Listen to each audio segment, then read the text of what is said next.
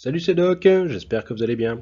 Dans cette vidéo, je vais vous parler du projet Lens, qui est donc un projet d'immobilier en NFT compatible avec divers métaverses. Alors, beaucoup de mes confrères en ont parlé, il y a une grosse communication marketing en ce moment, mais vous me connaissez, je suis pas là pour dérouler un panneau publicitaire, je vais vous faire une analyse. Donc ça ne sera pas une analyse qui peut être aussi poussée que certaines, mais je ne manquerai pas d'attirer votre attention sur des points dont je n'ai vu strictement personne parler. Allez, je vous laisse découvrir tout ça au travers de la vidéo.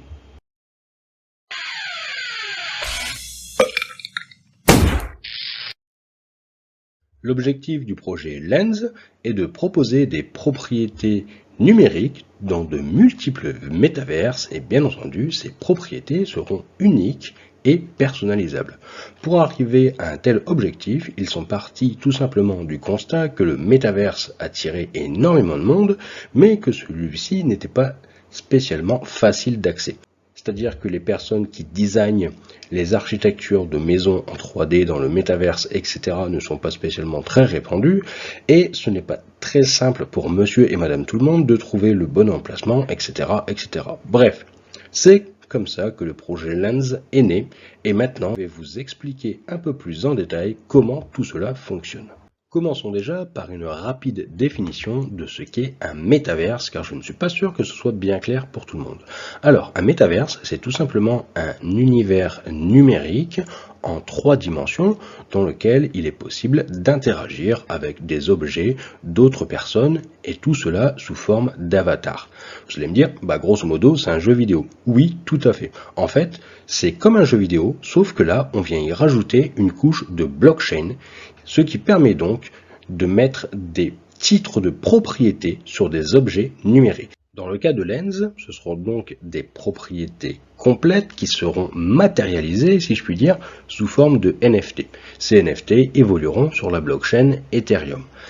Et ces fameux NFT, donc, qui vont comprendre l'intégralité de votre propriété, dans lesquels vous allez pouvoir donc inviter des amis pour interagir avec eux, etc., etc. Mais ça, on y reviendra par la suite. Eh bien, ces propriétés vont pouvoir s'interconnecter dans différents métaverses. Donc, pour vous simplifier la chose, les 3 métaverses les plus connus sont très certainement Sandbox, Decentraland et Spatial. Eh bien, il faut voir ça un petit peu comme 3 consoles de jeux vidéo différentes. PlayStation, Xbox et Nintendo. Et le NFT serait quant à lui un jeu vidéo qui peut s'adapter sur les 3 plateformes différentes. Vous allez également pouvoir personnaliser votre immobilier virtuel. C'est-à-dire qu'en vous rendant sur le site internet de Lens directement, eh bien, vous allez avoir tout un tas de paramètres que vous allez pouvoir configurer à votre goût. Et oui, un petit peu comme dans la vraie vie, il va être possible d'aménager l'intérieur de son immobilier à son goût. Et petite particularité, vous allez pouvoir intégrer des NFT dans votre maison, par exemple au niveau des tableaux. C'est-à-dire que la maison, votre immobilier, votre résidence, ça sera bien un NFT en lui-même, mais vous allez pouvoir intégrer en décoration dans ce NFT immobilier, eh bien, des NFT que vous possédez déjà sur votre wallet. Ensuite, une fois que vous avez configuré l'intérieur à votre goût, eh bien, il vous suffira de sauvegarder tout simplement votre configuration et là, le site Lens va aller mettre à jour les propriétés de votre NFT pour que celui-ci s'affiche comme vous l'avez configuré dans les différents métaverses. Donc attention, cela signifie très clairement que le contenu du NFT ne sera pas décentralisé. Et oui, ça sera intégralement géré par l'entreprise Lens. Donc, si ça c'est un petit peu flou pour vous, dites-vous qu'un NFT est découpé en 2 parties. Le contenant, c'est ce qui est attaché sur la blockchain, attaché à votre wallet, et le contenu qui est à 99,9% du temps hébergé en dehors de la blockchain. Et donc, dans ce cas-ci précis, eh bien, ce sera intégralement géré et hébergé par l'entreprise Lens.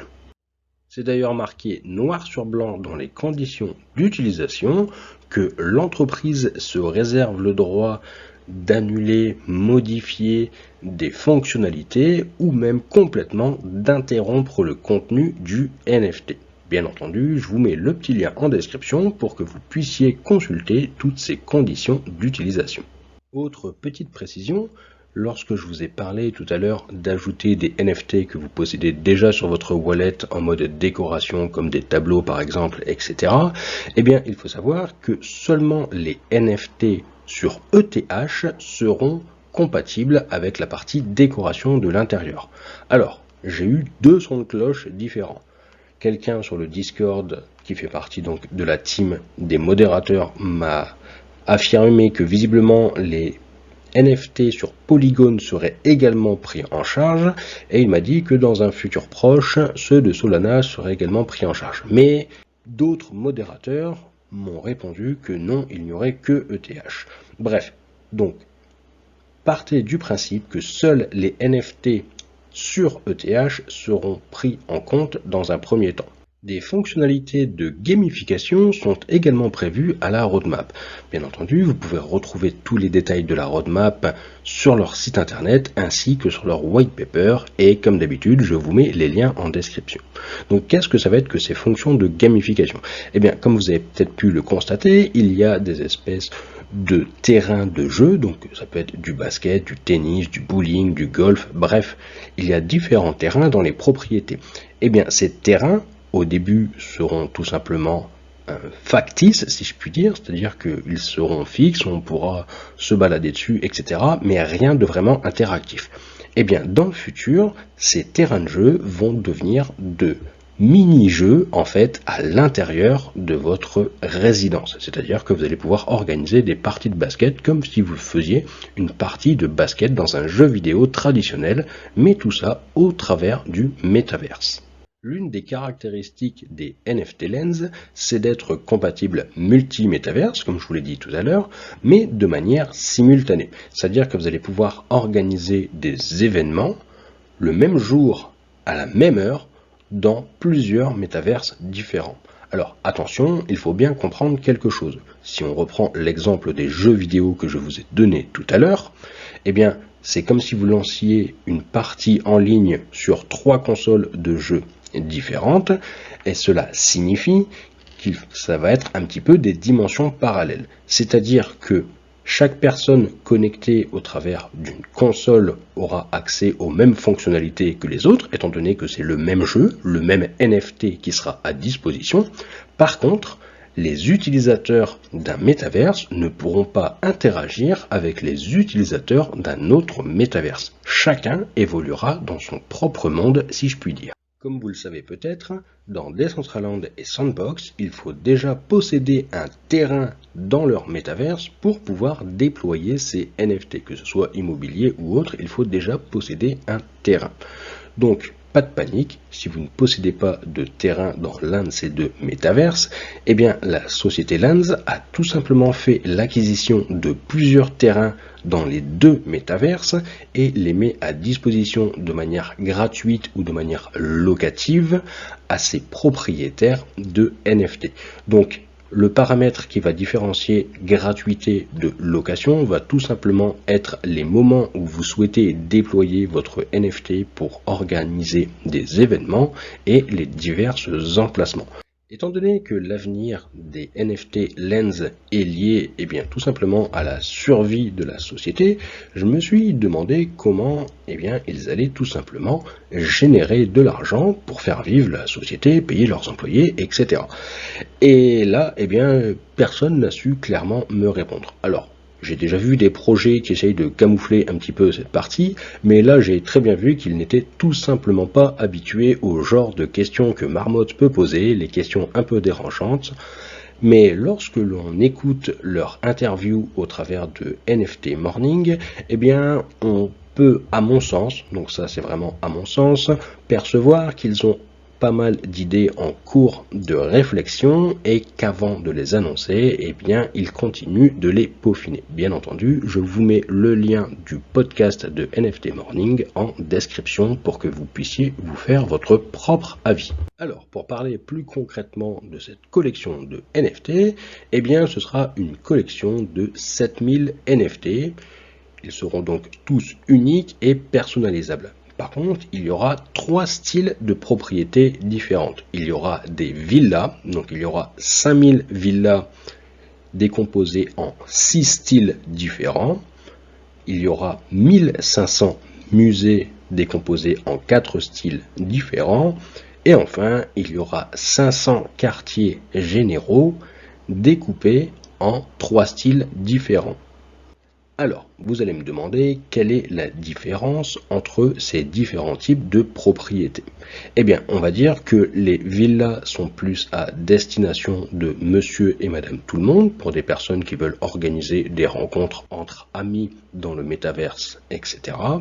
Les musées vont plutôt être à destination d'entreprises ou de collections qui veulent principalement exposer des collections de NFT au travers du métaverse. Et enfin, les quartiers généraux vont plutôt s'adresser à des entreprises qui vont vouloir organiser des événements au sein du métaverse. Il y aura donc pas mal de fonctionnalités comme la possibilité d'afficher en gros le nom de l'entreprise sur le bâtiment, de relayer des messages au travers de différents écrans interactifs. Bref, c'est vraiment dans une orientation de type entreprise. Pour voir tous les différents styles, eh bien, je ne vais pas m'amuser à vous faire défiler toutes les images, mais je vous mets le lien du site internet en description où vous pourrez voir tous les styles des différents bâtiments. La mise en vente de ces NFT aura lieu dimanche 24 juillet. Alors, comme vous pouvez le voir, si vous êtes whitelisté, vous accéderez à des tarifs préférentiels. Pour se faire whitelister, je vous mets tous les liens en description, ce n'est pas très compliqué. Par contre, vous n'aurez que 4 heures pour profiter de cette whitelist. Pour plus d'informations, je vous invite également à rejoindre leur Discord, il y a un channel en français où vous pouvez poser toutes vos questions. Par contre, petit point de sécurité, lorsque vous allez vous connecter sur leur Discord, vous allez avoir une rafale de messages privés vous invitant à cliquer sur des liens avec des super promos, etc. Surtout, vous ne cliquez strictement sur rien. Tous les messages privés que vous allez avoir une fois connectés sur ce Discord sont tout simplement des arnaques. Ça y est, nous voilà arrivés au moment de s'il vous plaît, monsieur, un petit pouce bleu, pouvez-vous vous abonner? Mais vous savez, l'essentiel pour moi, c'est de partager l'information. Et oui, car le partage du savoir, c'est ce qu'il y a de plus important. Bon, ok, un petit don en crypto, ça me ferait bien plaisir aussi.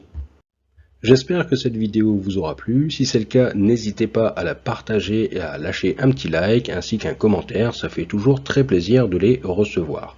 Alors, encore une fois, je tiens à rappeler qu'il ne sert à rien de s'énerver, de s'exciter sur un projet que je viens de présenter. Il est important de bien effectuer des recherches complémentaires de votre côté. D'ailleurs, vous avez, je pense, un maximum de liens en description à chaque fois dans mes vidéos. Et si ce projet vous intéresse, eh bien, j'espère qu'il vous intéresse vraiment pour le côté utile. Je vous déconseille grandement de rentrer sur un projet pour le côté spéculatif, c'est toujours très dangereux.